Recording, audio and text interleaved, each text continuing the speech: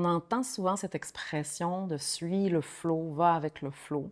Puis ça devient en fait presque un slogan de développement personnel, puis ça sonne bien, ça donne envie, c'est un beau concept. Mais dans la réalité, qu'est-ce que ça veut dire vraiment?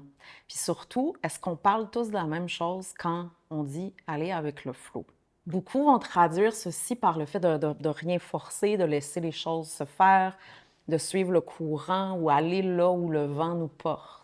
Puis parfois, en fait, souvent, ça devient une excuse subtile pour éviter, en fait, de poser des actions concrètes, puis de réellement s'engager, puis de prendre la responsabilité dans notre vie ou d'affronter ce qui demande à être vu.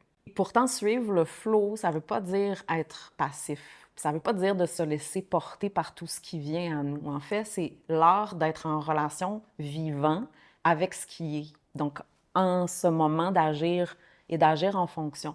Donc, pas essayer d'éviter l'inconfort ou de chercher le confort à tout prix. Et le flow, il y a un rythme. Puis ce rythme-là, parfois, il est lent. Puis parfois, il est rapide. Puis il faut être capable de suivre le rythme. Puis parfois, il est plus saccadé. Comme dans la nature, il y a différents rythmes. Puis c'est vraiment quelque chose d'apprendre à suivre le rythme de la vie, là. C'est quelque chose, c'est un immense travail parce que généralement, on a appris l'inverse. On est habituellement off-beat. Puis on est habitué à bloquer ou à résister le flot ou à aller à contre-courant.